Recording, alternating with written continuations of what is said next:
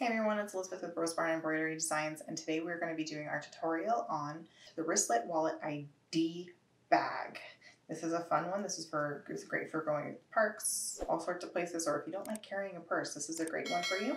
It is a top load zip, and let's go ahead, let's get started.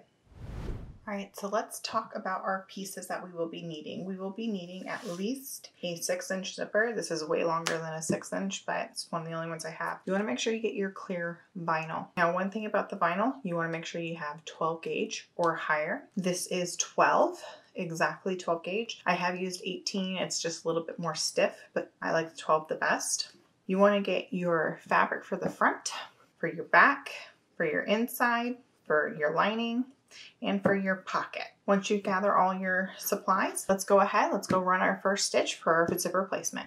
All right, now that we're at our embroidery machine, we have loaded our design. We are going to go ahead and run our very first stitch, which will be our zipper placement.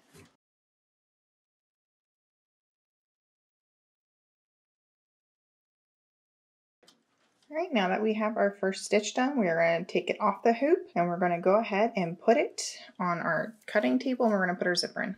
All right, so we have ran our very first stitch. As you can see there, it is kind of faint. You can't really tell too much, but it is just going to be our placement stitch for our zipper.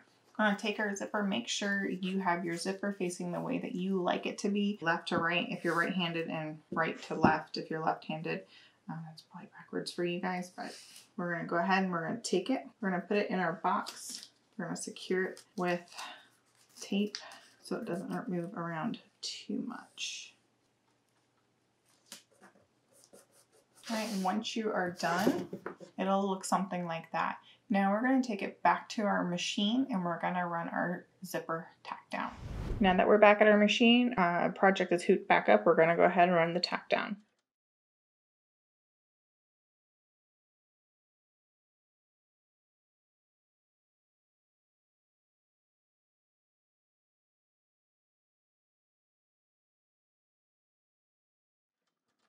Now that we ran our tack down, we're actually going to go ahead and run our first placement stitch.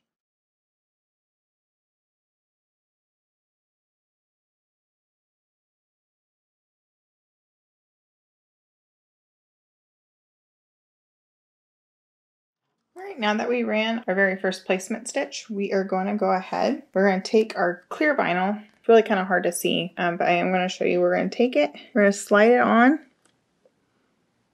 I cut a little bit of a bigger piece than needed just to make sure. And now we're going to run our tack down for our clear vinyl.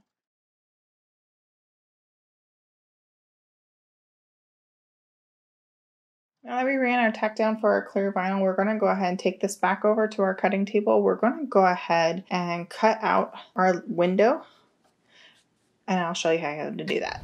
All right, now that we brought our project back, what I'm going to do is I'm actually going to go ahead and cut the excess clear vinyl really quick, and then we're going to cut our window.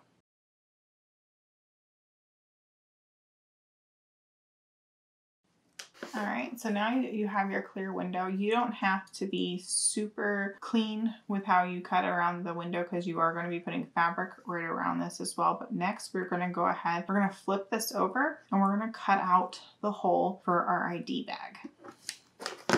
There are two types of scissors that I like to use for this in particular type of project. I like to use the flatter edged scissors. I don't know if you guys can see that. They're a little bit more of a flat applique scissor. I can get closer to the stitching without cutting the stitching with these. So I tend to like to use these a little bit better for this one.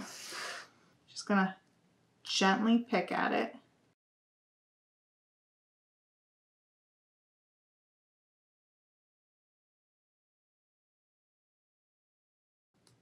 All right, now that we're done, you can see that we have cut our hole for our clear vinyl, and that is the vinyl. And it's okay to go ahead and cut your hole now for this because it's still stabilized pretty well. I use 2 layers of stabilizer for this in particular project. Now what we're going to do is we're going to bring this back to the hoop and we're going to put on our front accent piece.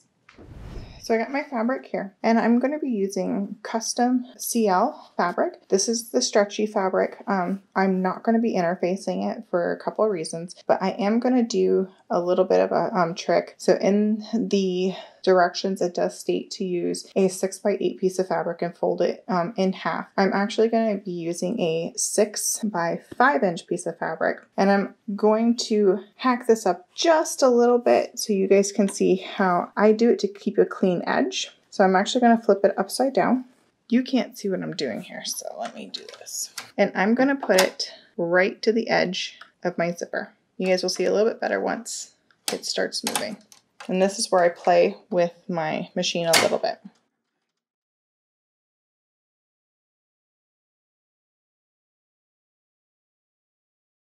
Now what I'm going to do is I'm just going to fold over my fabric.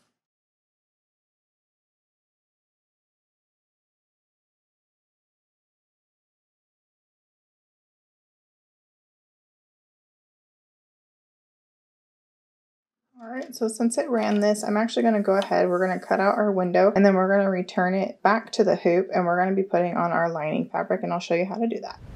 Now that we have our hoop sitting out right here, we're going to go ahead and cut our window open.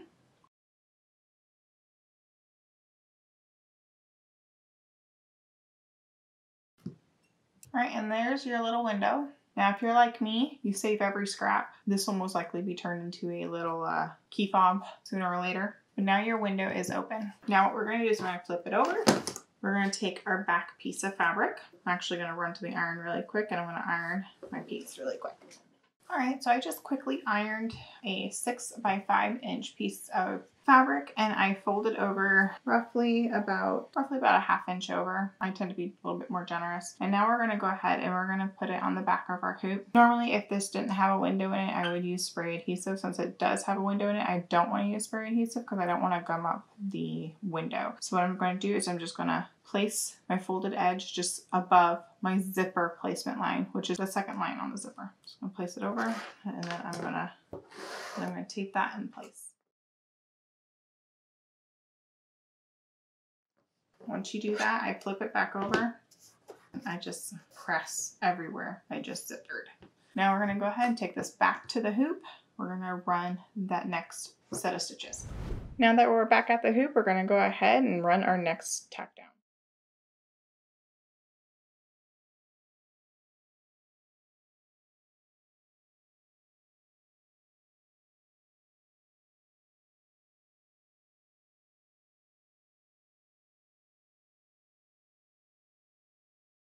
All right, now that we ran that stitch, we're going to take it back to our cutting table and we're going to cut out that window. All right, so now we're going to cut out our next hole. We're going to flip it over and we're going to cut.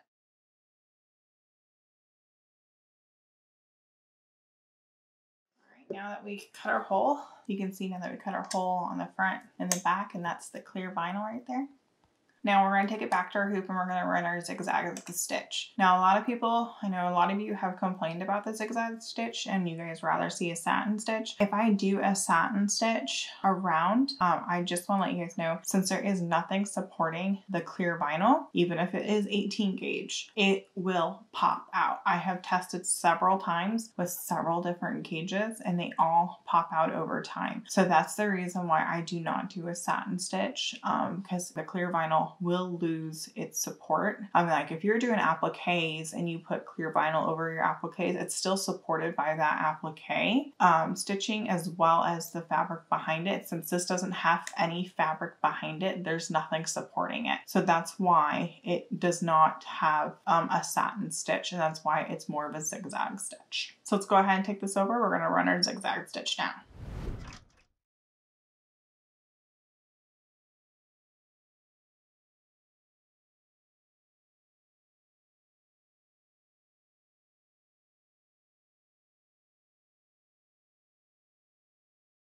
All right, now that we ran our zigzag stitch, we are now going to go ahead. We're going to take it off of our hoop and we're going to place our pocket.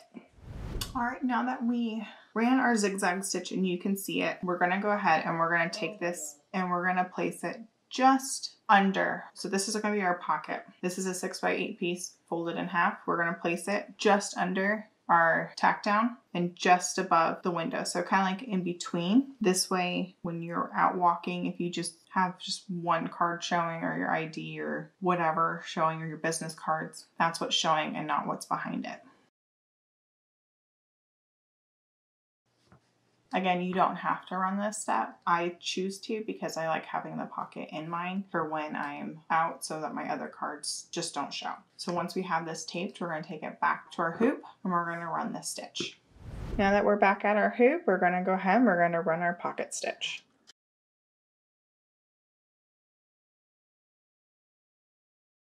Now that we're done with the running our pocket stitch, we're actually going to take it off the hoop one more time. We're going to go ahead and move our zipper. All right, so next what we're going to do is we're going to go ahead and move our zipper about halfway. We're going to zip up our spot. I like to poke right here very carefully so I can flip it over. You can see my hole right there. You can see my hole is right there. Stick my scissors in it and I cut it. I cut it open.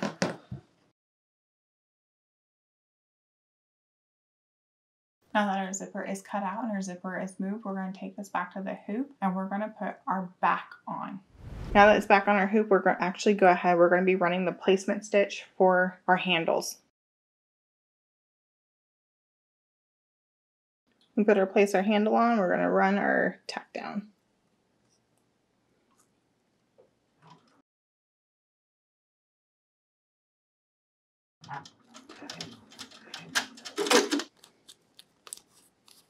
Once you have run your handle and you have your handle in place, I like to move it out of the way of the areas. We're going to be placing our back on now. So here is our backing.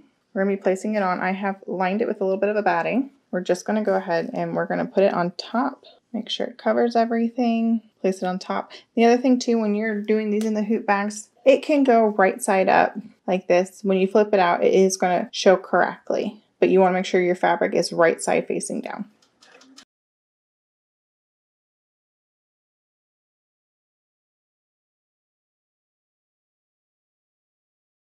Now that we have our back on, we are going to be putting our inside lining on. So next we will be taking this out of the hoop, putting our lining on, putting it back in the hoop. So let's take it back to our cutting table. So now we're back at the cutting table and we're going to go ahead and put our lining on. I did notice that a little piece snuck out. That is very easily fixed.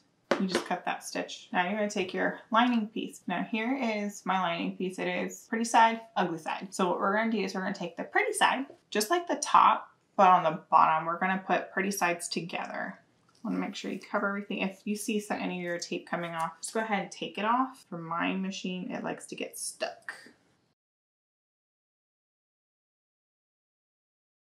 Once your tape is on, I like to secure it by pressing, making sure the tape adhered. Now we're going to take this back to our hoop to do our final stitch.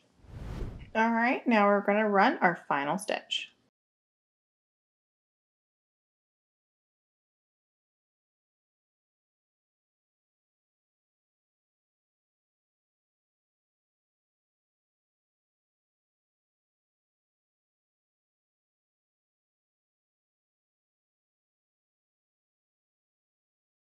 Right, now that we ran our final stitch, let's go ahead and bring it to our cutting table. Now that we took it off of our machine, we're going to take it out of our hoop. And it's very simple. Unhoop your project. Go ahead and move your hoop away. I take off all my tape now. Right, now that all our tape is off, we're going to go ahead and we're going to cut it. You're going to leave a nice lip right here. And then we're going to cut all the way around.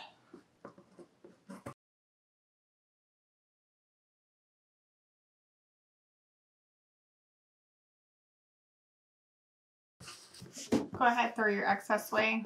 You can go ahead, I cut a little more, but it's not so much. You're going to go ahead and find your opening right here. You're going to bring your bag through. You want to be a little bit on the delicate side, just because these are smaller than a typical zipper bag. Or you can be like me and Papa Zip or Papa Scene. Okay. Now that you have it flipped out, go ahead and take or seal your bag up to your choosing. I like to use, I can't remember, I think it's hem tape, but it sticks very well. I mean, it stuck to my finger, just so you can tell. It sticks very, very well.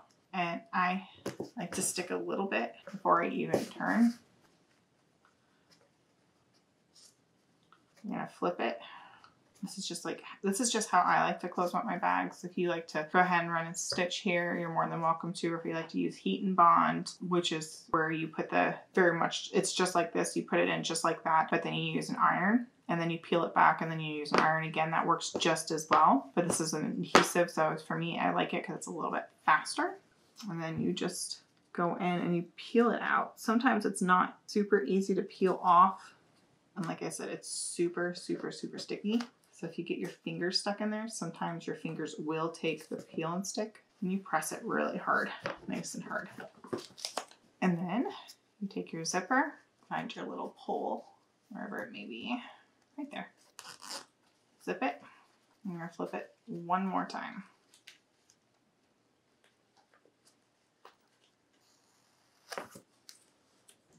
And there you have it. There is your ID bag with a window. And as you can see,